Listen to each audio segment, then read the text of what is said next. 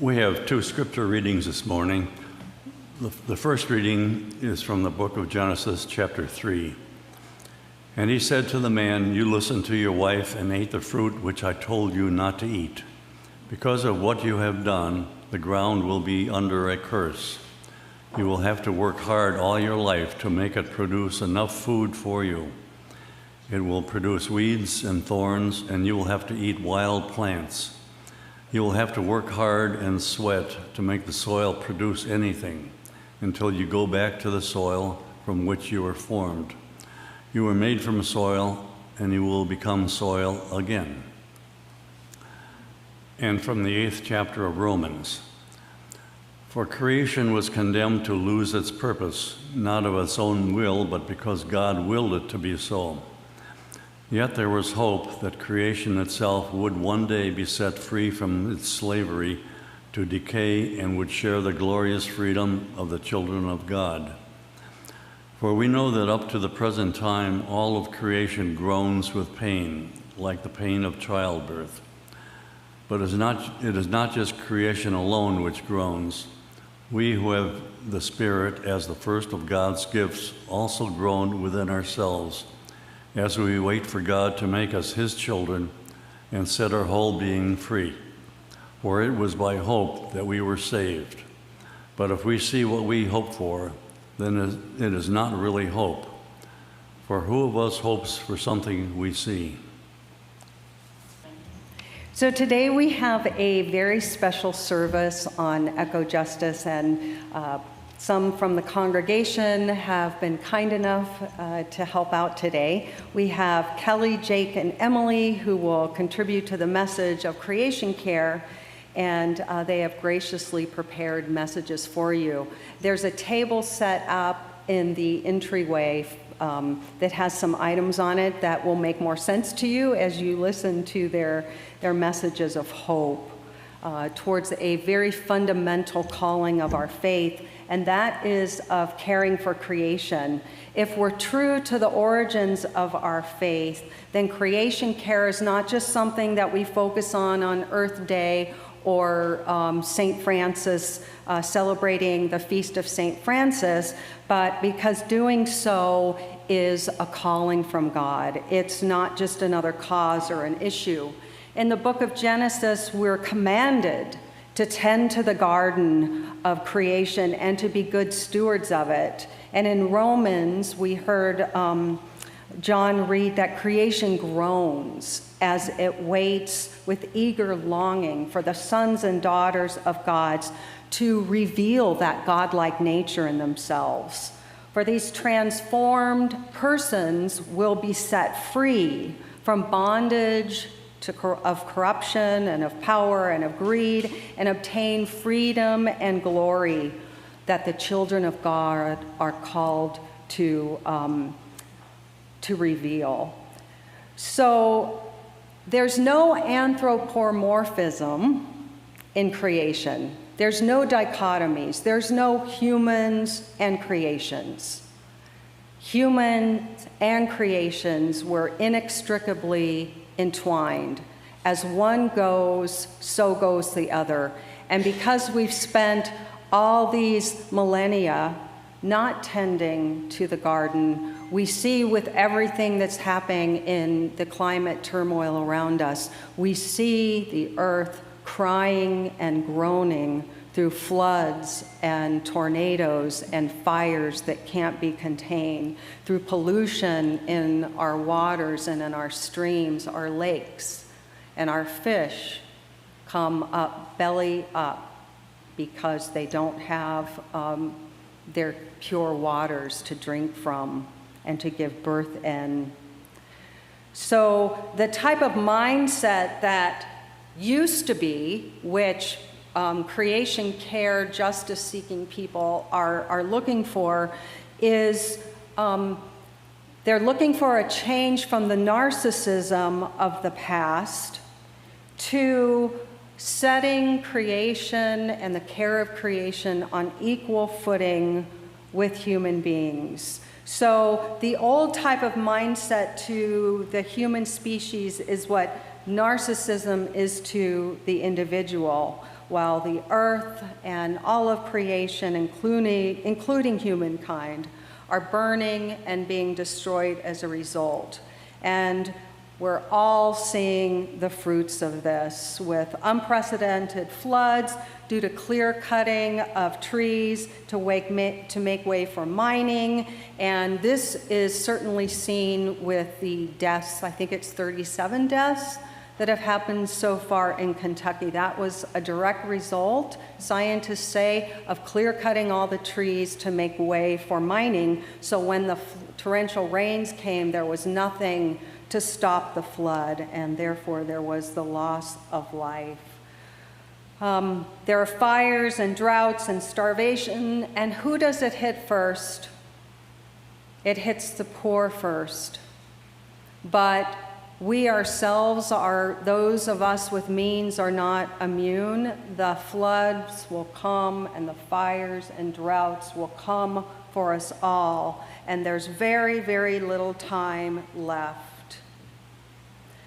Before people change, they first have to see themselves as through a mirror. And for my portion of the presentation today, I'm going to try and hold up such a mirror through the aid of the following parable. And then after that, Kelly and then Jacob and then Emily will come and show you their presentations. So here is my parable. Once upon a time, there was a wealthy couple who lived high on the side of a mountain. From this magnificent perch, they had a beautiful view of the world down below, the trees and the rivers and the plains. Yet every now and then, someone would come along and disturb their view. First, a logging company arrived to cut down the trees that brought the couple so much pleasure. The couple immediately became furious, and they launched a campaign against the tree cutting. Protest flyers went up around town, they appeared on local TV interviews, and pressure mounted such that eventually the loggers gave in and left. Next, a chemical plant arrived and set up shop next to a river below. And straight into the river, this plant dumped its toxic waste. And again, the couple threw a fit. The entire city council heard from them directly. The couple declared that the chemical plant must go. And pressure mounted once more, and eventually the plant owners gave up and they left. But next, a giant factory set up shop on the plains down below. The factory had huge smokestacks that spewed forth all kinds of smog and gunk into the air. And the couple went straight through the ceiling when they saw this. They immediately drove over to the mayor's house, and they let the mayor know that it must all come to an end. And pressure mounted once again, and eventually the giant factory gave in and they left. And by this time, the couple on the side of the mountain had become very well known. They received an array of environmental rewards and accolades. News of their efforts traveled far and wide. They were very pleased with what they had accomplished. And then one day, the couple received a knock on their door. When they answered, they were greeted by two people. And the visitors explained how they had traveled quite some distance to meet them. They were from the other side of the mountain, and they had heard of this couple's efforts, their awards, and all they had done to earn them. Indeed, everyone in their community was insistent that the couple be invited to visit them. So the couple were tickled by this, and they immediately accepted the invitation. The next morning, the couple joined the two visitors to hike back to their home. The quickest way was to go up and over the top of the mountain. For the entire hike upward, the couple beamed with happiness each time they paused and looked back down over the beautiful landscape below. They were so proud of all they had accomplished to keep it pure and pristine. Finally, they reached the top of the mountain, and as they climbed to the peak, the two visitors said that now the couple would be able to see their community, for it was right on the other side of the mountain. The wealthy couple made their way to the peak, and they looked down below to the other side of the mountain, and what they saw revolted their senses. All the trees were gone. They had been logged. All the rivers were polluted, and dead fish floated belly up on top for the chemical waste that had flown into the river continuously. All the air was dirty because day and night the factory pumped its smoke into the sky. It was only then that the couple realized why the community down below had insisted that they come. It was so that they could see all that their efforts had achieved. Now, I'm not going to go too into the moral of the story. You can figure it out for yourself, but what we see depends on where we stand, doesn't it? Kelly.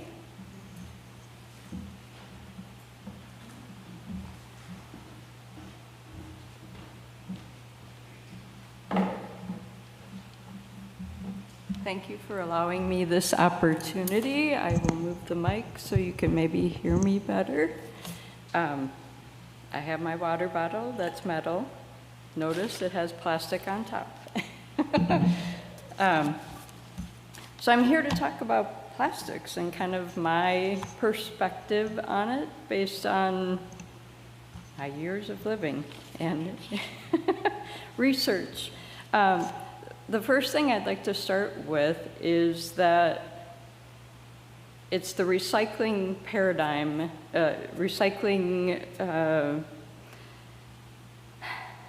triangle of make sure you try to reduce what you are using and then reuse what you can. Don't just toss it so it's in a landfill or toss it so it's in the ocean. And finally, let's try to eliminate plastic usage where we have it. So what is plastic? It's chemical elements that are all bound together. Mainly it's polymers that are man-made. There's nothing in nature that's natural that is plastic. So it's not found, we created it, and we are using it. The concern with plastic is that it affects the air, the soil, and it affects land, it affects water. Many times it leaches into soils, water supplies, etc. So that's during the manufacturing of plastic, this happens. So we have all these impacts to air, to soil, to water, and then we recycle it because that's a great thing to do. It keeps it out of the ocean, it keeps it out of the water, keeps it out of landfills. However, during the recycling of plastic, you have the same as above, where it's going into the air. As they remanufacture it, they add more chemicals to break it down and further put stuff, or further get it into a form or get it into a process that can reuse this plastic. So what happens when we remanufacture? Same exact things. We have air, water, and soil pollution stuff that occurs. So in 1950, plastics really kind of hit their heyday, and they had been around since like 1920, but really kind of hit the ramp of, okay, this is really being used a lot. So since 1950, and the data was from 2015 only, but there had been a 200-fold increase every year. So 1950, let's say we have one plastic item. 1951, you would have 200. 1952, you would have you would have 4,000. No, 40,000. 40,000 Thank you, George. I don't know who said that, but so you figure we're 72 years away from 1950. Each year, 200-fold increase in the use of plastic. That's a lot of plastic we have around the world now. And it likely is probably still increasing at a, maybe not the 200-fold rate, but we're getting more and more. Is there a use? Are there good things? Yes, I don't want to have to spend time unscrewing this. And yes, it's a convenience factor. So it's, hey, I push the button and I drink. There's also benefits in the medical community. I happen to benefit from some of that because I'm insulin-dependent diabetic. So yes, plastic syringes.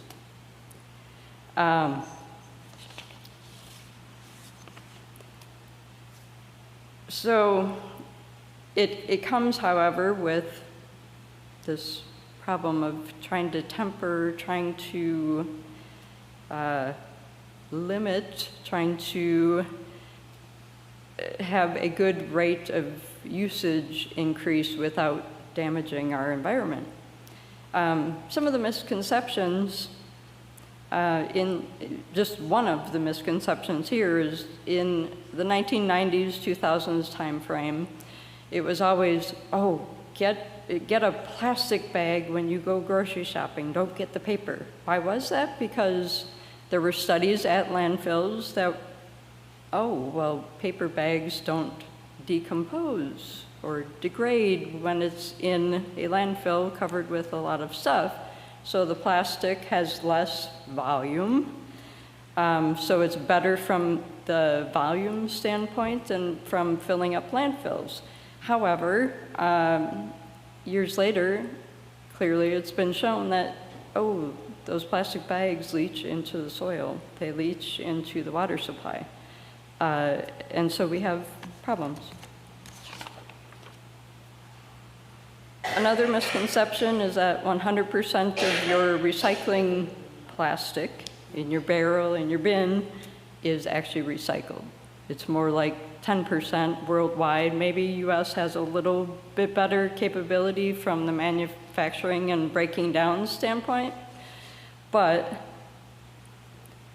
it's a very low percentage of plastic that gets recycled. So what happens? It ends up in the landfills. It ends up in water. You've maybe seen some of the National Geographic pictures of, there's bottles, there's plastic all over,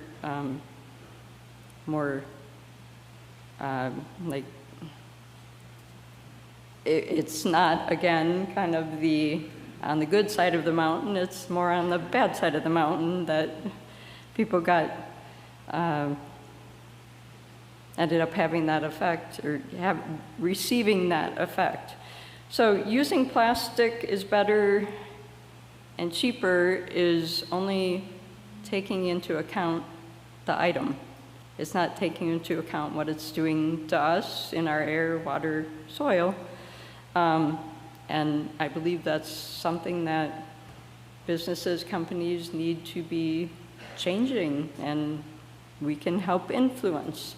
So my third major point is I can't help because I'm only one person. Well, yes, we can. We can influence businesses. We can influence companies. We can influence our family and friends. So how do you help? Well, take paper instead of plastic at the store. Better yet, if you have a canvas reusable bag and you can remember that, keep it in your trunk, take that.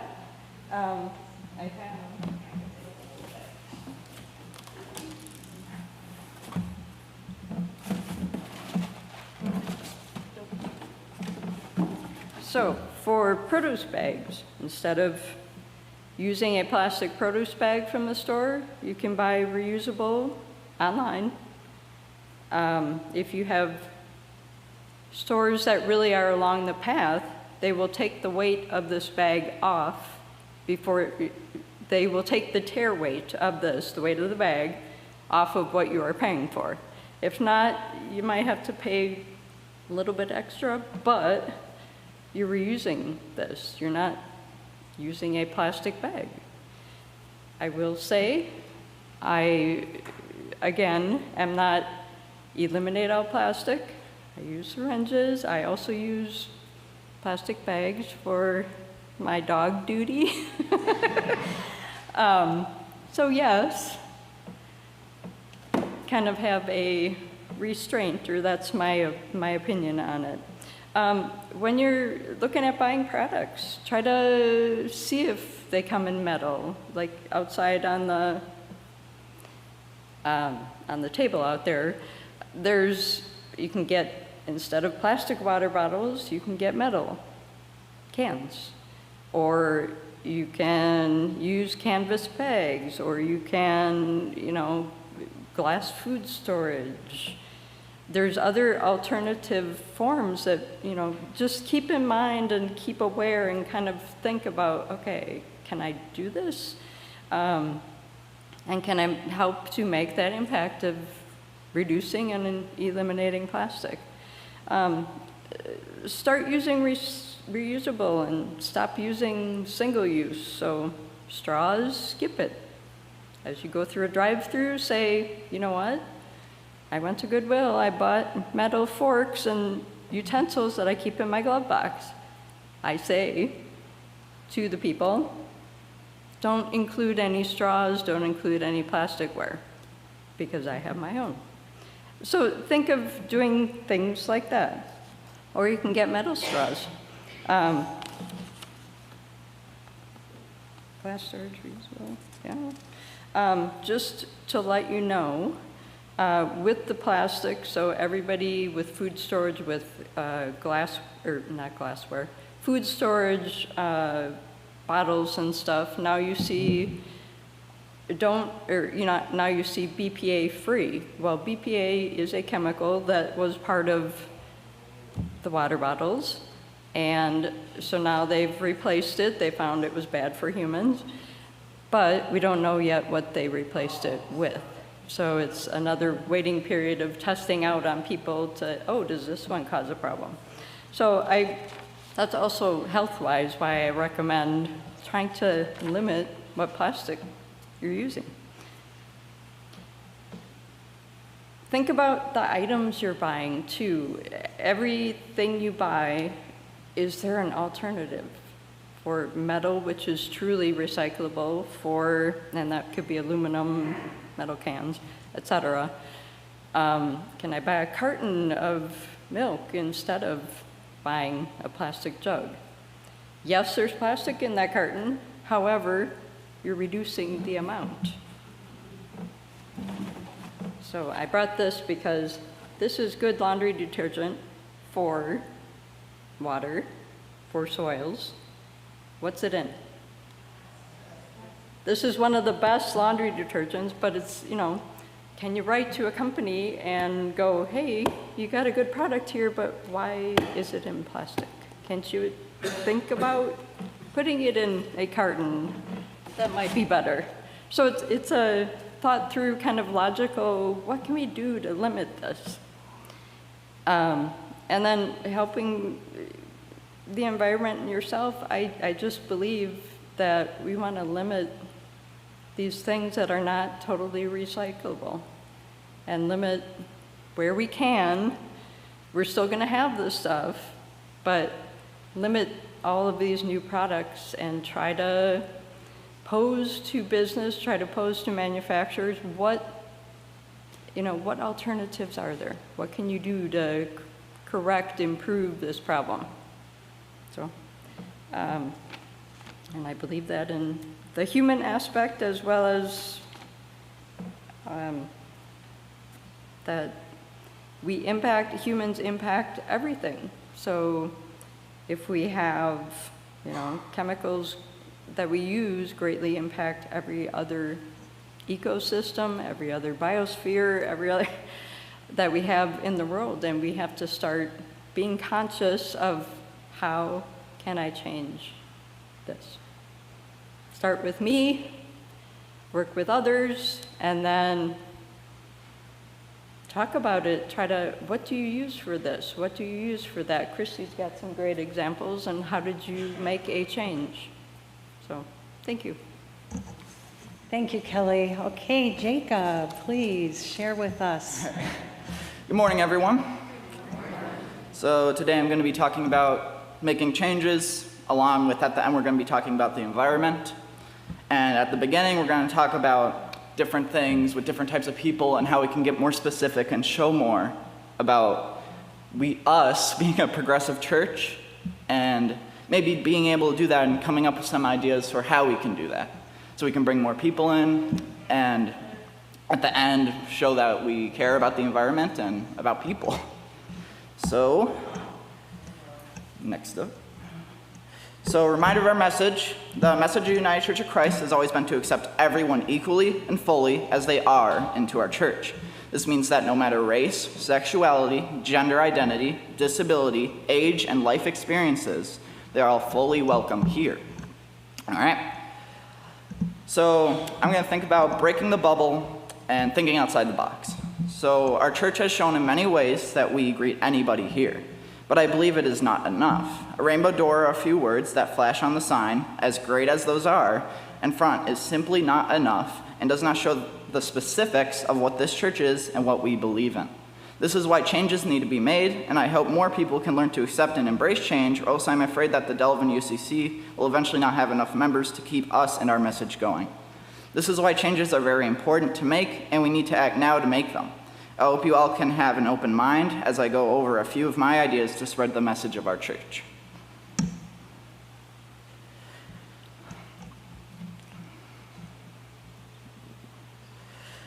So I believe the church needs to be more direct in our way of showing our message to the community.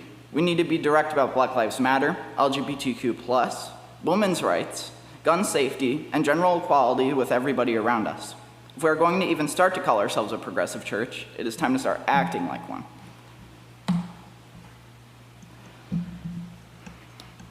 And so how to show our message?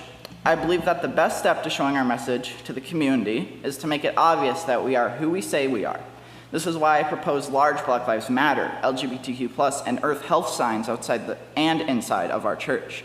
We should not be nothing but proud of this, and it would show that we are not afraid to have the church's beliefs shown to anyone who even glances at the church. All right. So next up, I would like to talk about solar energy and efficiency. So there's this popular theory of a type 1, type 2, and type 3 civilization, where all that really matters is 1 to us because we aren't even there yet.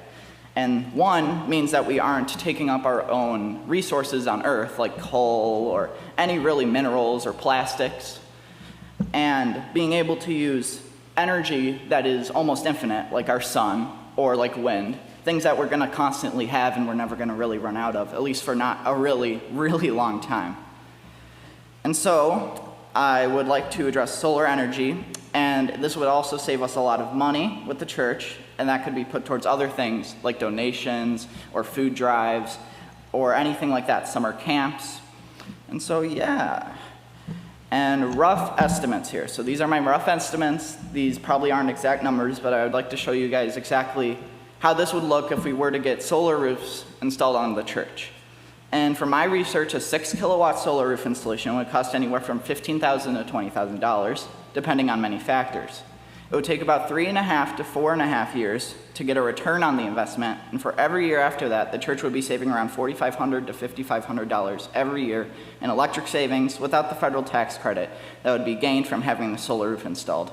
I hope everybody here considers this, as it can be a great environmentally friendly way for us to save money and differentiate ourselves from the crowd of other churches around us. And that's the end of the slides. So I hope everyone has a wonderful week, and thank you for your time, and God be with you all. Well done. Thanks, Jacob. Okay, Emily is going to talk about pollinators. Many of you know that my husband Mark and I moved here from upstate New York almost 3 years ago. In New York, I gardened for 30 years. mostly with flowers that I thought were beautiful and deer resistant. I didn't know until we moved to Wisconsin that there's a big difference between native and introduced plants.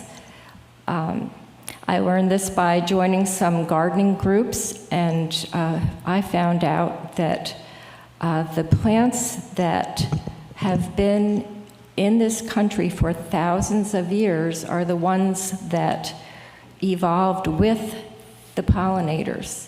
So the insects, butterflies, and bees that we need to pollinate not just our flowers, but our food are the ones that have to have native plants. For instance, one of my favorite plants were peonies. Peonies were brought here from Europe. They're not a native plant. And while you might see a lot of ants crawling all over your peony buds, the peony does not offer nutrition for any of the insects that are first on the food chain. So we're dependent on the food chain for life. The insects feed the birds. And you might be aware that there has been a drastic decrease in our bird population. Since 1970, there have been 3 billion fewer birds in North America. And there are many reasons for this, but one of the reasons is loss of habitat and fewer native plants that provide the insects that the birds eat. A lot of us have bird feeders, which is a great thing, but there are birds that don't eat seeds. They only eat insects. And baby birds depend on insects and caterpillars. They don't eat seeds as babies. So, also, you might have seen that the monarch butterfly recently was declared an endangered species. And many other types of insects and bees and butterflies are encroaching on endangerment or becoming extinct. So I started gardening in Wisconsin in a different way than I did in New York. And I have been focusing on the native plants so that I can help to feed the pollinators that feed the birds and feed us, ultimately, because we're at the top of the food chain. So I have a few examples of native flowers to show you, because some people think that native plants are just weedy and not attractive. And so I'm going to show you some examples of flowers that you might be familiar with and you didn't even realize that they were native. So the first one that blooms in the spring is the trillium. This is the great white trillium. There are also red trilliums. It's a beautiful spring flower. I've always loved daffodils because they're really cheerful and pretty and deer resistant. But that's an introduced flower from Europe, so it doesn't provide the nutrition that the pollinators need early in spring, while the white trillium does. The next one is Jacob's Ladder, which is a flower I did have in New York. I didn't know that it was native. I didn't know the difference between native and non-native flowers. But this is one of my favorites because it has a beautiful blue flower in the spring, and then the foliage is pretty all the rest of the year. And it does well in shade, for which I have a lot of. The next spring flower is the wild columbine, which is beloved by hummingbirds. There are many colors of columbine that you may all be familiar with, but the wild columbine is the only one that's native. The others are cultivars. Cultivars are flowers that have been created by I guess interbreeding. I'm not quite familiar with the scientific term, but different flowers are combined to create something new. And the creations, the cultivars, don't provide all of the nutrition that the insects and bees and butterflies require. So then there are many beautiful native flowers in the summer. I have a little bouquet out front with just a few examples. One that you're probably all familiar with is the purple coneflower, and that is much beloved by butterflies. You're probably aware that the monarch butterfly needs milkweed on which to lay its eggs, and that is the host plant for the monarch. But every species of butterfly has its own host plant, which is why we need a variety of native plants. The next one is black-eyed Susan, which is another very common flower most of you are familiar with, and that is also a native flower.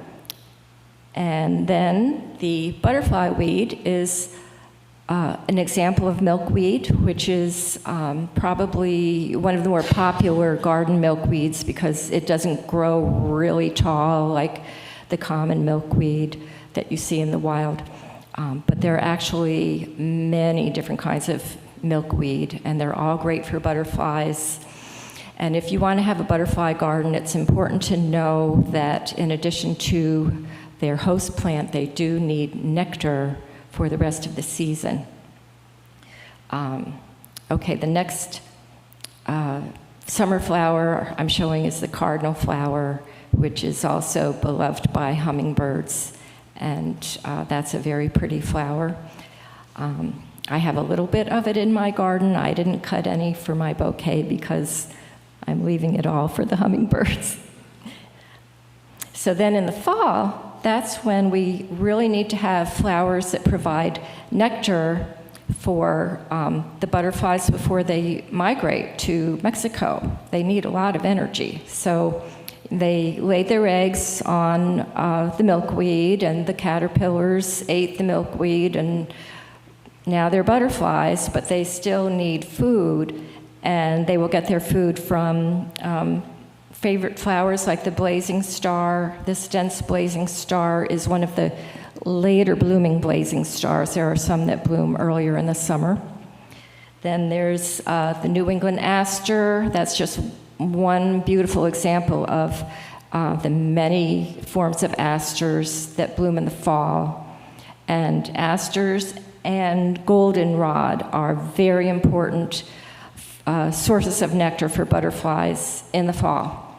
And there are many kinds of goldenrod. I showed a picture here of the blue-stemmed goldenrod because I think it's the prettiest, but they're all very important for nectar in the fall, and they do not cause allergies. A lot of people think that they're allergic to goldenrod, but actually it's the ragweed that blooms at the same time as goldenrod that makes people sneeze, and it's nicknamed sneezeweed.